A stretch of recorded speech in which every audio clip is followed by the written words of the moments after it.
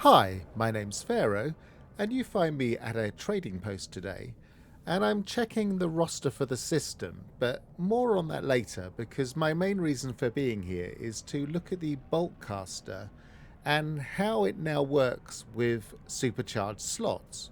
So first of all, let's look at my multi-tool. Now the first thing to note is this is an experimental multi-tool, so the damage bonus wouldn't be as high as, say, an alien multi-tool. And yet I have a very, very high damage potential of 17,342.4, and I only have a Boltcaster and a mining beam installed, and obviously the Boltcaster is being countered there.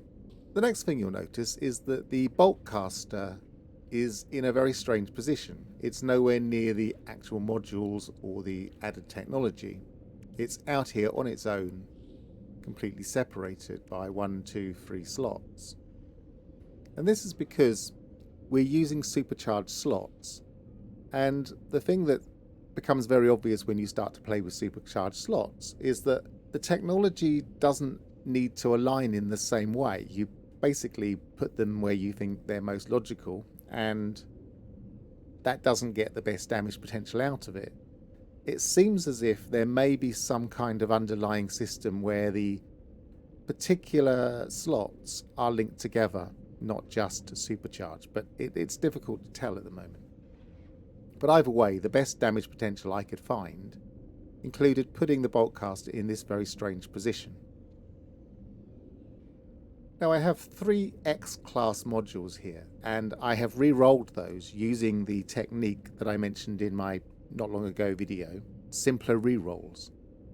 This is the first thing I've done with those simpler re-rolls, and all of them have +2 damage and pretty good stats. They all have similar stats to this one. The clip size, 9.4 on that one, 9.9 on that one. This one has a nice reload time. This one has a burst cooldown, so does that one. They're pretty good stats. I don't want to show this one so much because this one's supercharged. In fact, if I move that one, that shows the stats for that one. So again, it's in a similar range. They're reasonably high level X-class modules. Let's put that back.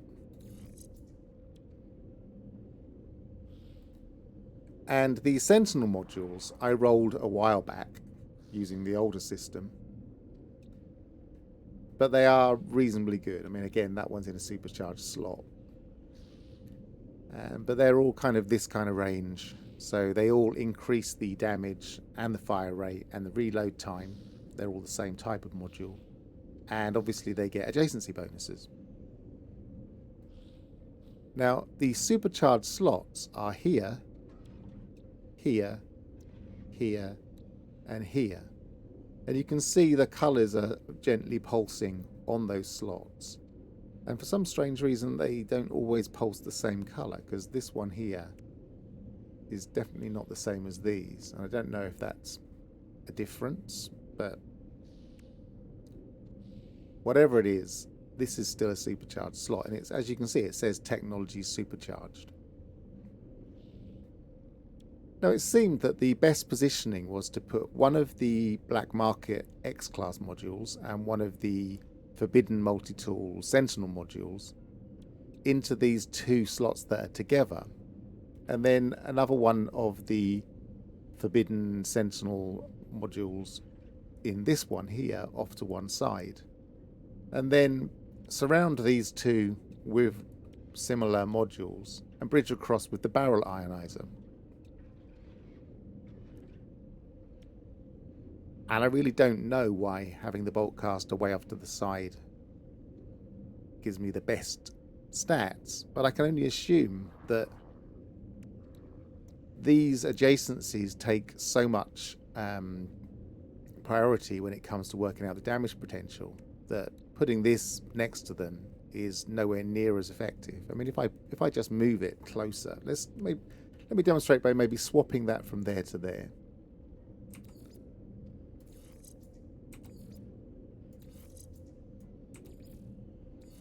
So there we have 15,250.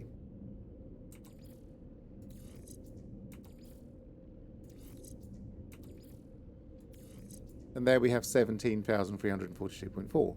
So it's a significant difference. And however I position this Boltcaster, it always seems to be better off to one side. And this kind of breaks our entire understanding of how best to align modules. We always think of putting them in nice little boxes or crosses and keeping them all together. And it seems that bridging from one group to another and occasionally positioning specific key pieces of the technology off in another slot all on its own actually works out better. So what I'm going to do is I'm going to take this Boltcaster out for a test drive. The first thing I'm going to do is test it against a door. And then the next thing I'm going to do is show you a video of me fighting Sentinels and going through all of the waves. And you can judge for yourself how effective this multi-tool and this particular Boltcaster is. But one of the things you'll notice is that I've really focused in on things like reload times. They all have, well, that and that has a reload time, and that's both boosted by this and this. And I very much focused on trying to get some kind of balance between the clip sizes so that it's firing a lot of ammunition all at once. And the thing I like the most about the Boltcaster is because there are more than 4 stats that each of the X-Class modules and S-Class modules for that matter can have, then you can choose very carefully exactly what behavior you want your Boltcaster to have.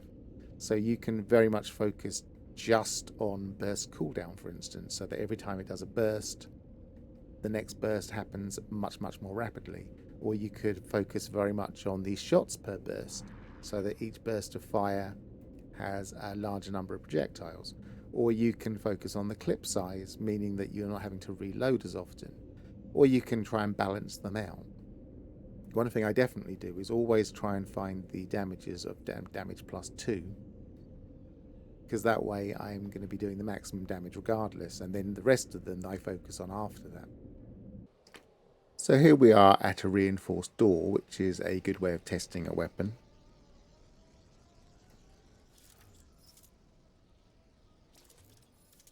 And we've got the Boltcaster selected, and it's fully recharged. And let's just hit fire and keep our finger on fire.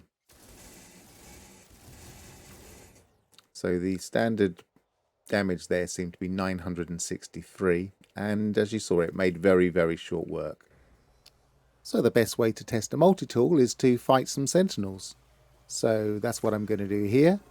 And in the background I'm going to play my Sentinels attack music, which I sometimes use when I'm attacking Sentinels in my game. And if you like the sound of that for your own Sentinel fighting, then I'll put the coordinates for the base where you can get the Bytebeat download on the screen with the coordinates of the planet, so you can go and find it. If it doesn't show up when you get there, reload at that location and the base should pop up, and then you should be able to get this music.